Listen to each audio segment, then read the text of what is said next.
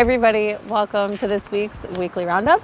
It's been a little bit. I've had meetings on Fridays, and so I'm glad to be able to be back filming this with you all and just providing you updates on what's been going on in the city. We obviously went outside today. It was too beautiful not to, so we'll do our best to speak over any traffic that comes by. So first things first, our road work has begun for the year. So you've probably seen us doing some pavement cutting where we're cutting in the areas that we'll be doing some patching on.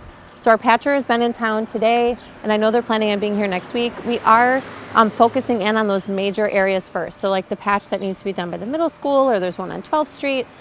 So we are doing our best to work around the busy times of day there, but if you're driving through there, please just be aware that we have people working in the roadway. We did meet this week and had a really lengthy discussion again on the use of the city's ARPA funding. If you remember, we did the community poll.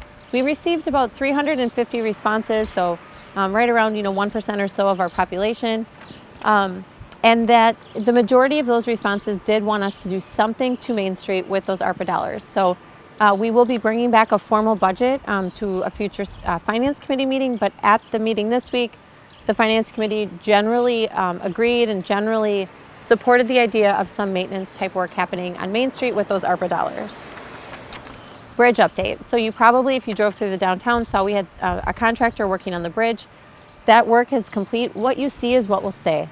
No one is obviously overly enthused about that, but as you know, we can't continually keep putting money into the bridge. We already had to put money into the bridge to get it to this point multiple times, and so we're hopeful that we'll be able to work with these adjustments until the full bridge replacement occurs. You probably saw we posted about a closure that's going to be happening on the north side of the city on Highway 16. This is a Wisconsin DOT project. We just were informed about it just a couple of days ago, so we've done our best to message that with the information that we received. They are redoing the bridge deck in that area, so this will be closed until about mid-August. We are excited to be offering lead service lines. Here comes an ambulance. We just missed the fire truck right before too, so. We are excited to be offering the lead service line grant program again this year. This is money that we apply into state government for, and we've been awarded funds. This provides up to $5,000 to private homeowners to replace the lead service line on the private side of their property. So if you're eligible, you've been sent a letter.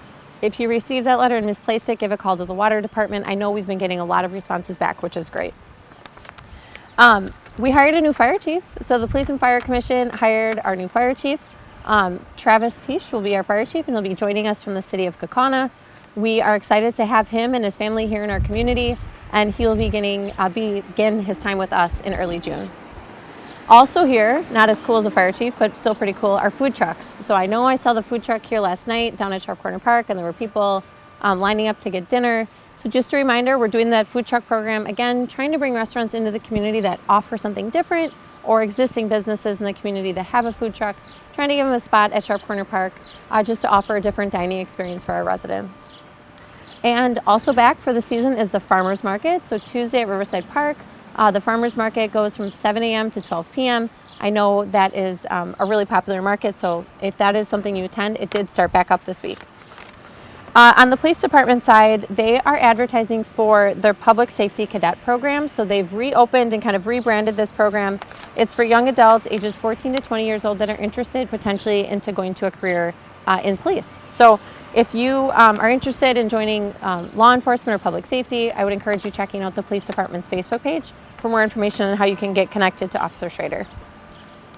We will be doing a mayor meetup next Tuesday at 10 a.m. at the Senior Center. As a reminder, these are just 1 hour blocks of time where I answer your questions, and we do them at varying points of time during the day, various locations. This one happens to be on Tuesday at 10 a.m. at the Senior Center, and then next month we'll have a different time, a different day of the week, and a different location. So if you want to come and ask some questions and you're open at that time, please join us next Tuesday at 10 a.m. On the recreation front, finally the weather has turned, so we can start to offer things like our watercraft. So our watercraft rentals are open for the year. As a reminder, we have kayaks, a single and double, and paddle boards. You have to be at least 16 years old with a driver's license to rent those, and 18 years old if you're going to take them off-site to other areas besides the Rock River. So check out Recreation Facebook page for more information on that. We also are doing, again, as we have for many, many years, I remember us advertising for this when I was a kid, the summer discount ticket program, so Noah's Ark, Mount Olympus, the Ducks Tours, things in the Dells. You can go ahead and go to the Senior Center and Recreation Center to get information on how you can purchase those. We're offering lifeguard classes, and I'm mentioning this because we need lifeguards. We want the pool to be open the hours that we traditionally are, but we need lifeguards, obviously, in order to do that. So we're offering a lifeguarding class. If you are thinking about lifeguarding, you've been a lifeguard, or you lifeguard somewhere else, but could also potentially guard with us here, please consider enrolling in that class and applying to work with us at the Aquatic Center. Swim lesson registration is open for the summer. All of our traditional sports are open for registration. I know pickleball is popular. We've just repainted some of the courts, and there's nets you can check out. And then one other thing I did want to mention is we received a donation from an estate, and with that donation, they wanted us to create a tree planting program. So the tree planting program, you would pay $75 to get a tree planted by the city in the boulevard or on city property that may be near your property. So if you're interested in being a part of that, please go to the Facebook page and look for more information on that.